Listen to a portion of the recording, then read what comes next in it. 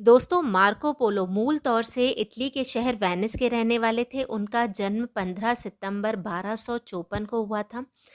Marco Polo के पिता एक व्यापारी थे जिनका व्यापार के सिलसिले में अलग-अलग देशों में आना-जाना रहता था। जब मार्को पोलो 17 साल के थे तो उनके पिताजी उन्हें अपने साथ मंगोल लेकर गए, जहां चंगेज़ खां के पोते कुबलई खां के साथ उन्होंने अपने व्यापारिक संबंध बनाए। मार्को पोलो भी विलक्षण प्रतिभा का धनी था, यहाँ तक कि मंगोल पहुँचते-पहुँचते उसने 4 भाषाएँ भी सीख ली थी। इसी के चलते कुबलई खां ने मार्को पोलो को अधिकारी पद दे दिया था। मार्को पोलो ने 16 साल तक अपनी सेवाएं दी। इन 16 सालों में उसने कई देशों का भ्रमण किया और कई व्यापारिक समझौते करवाए। अब मार्को पोलो ने कुबलई खां से वापस अपने शहर जाने का आग्रह किया।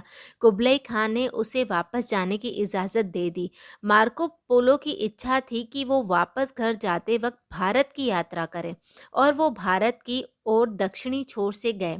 उन्होंने 1292 से 1294 तक भारत का भ्रमण किया और भारत भ्रमण के दौरान होने वाली सारी यात्राओं का जिक्र उसने अपनी किताब में किया। उसमें से यहाँ मैं 2 वृत्तांतों का जिक्र करूँगी। तो चलिए शुरू करते हैं, लेकिन उससे पहले अगर आपने वीडियो को लाइक एंड सब्सक्राइब नहीं किया है तो प्लीज़ कर लीजिए और नोटिफिकेशन बेल ज़रूर दबाइए।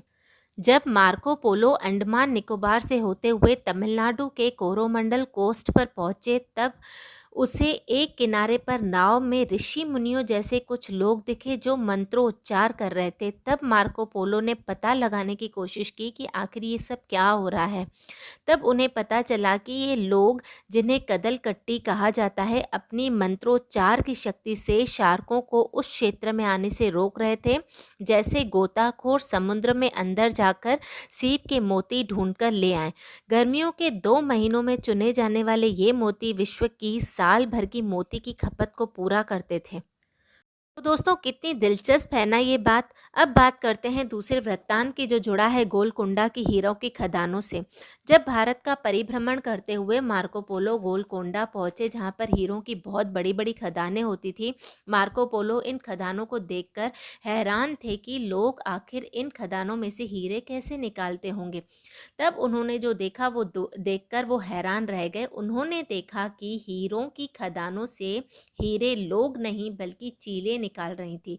दरअसल लोग उस खदान में मांस के टुकड़े फेंकते थे, जिससे हीरे उस मांस के टुकड़ों में चिपक जाते थे। चीलें इस मांस की लालच में हीरों की खदानों में जाती और मांस को अपने पंजों में फंसाकर बाहर निकाल कर ले आती।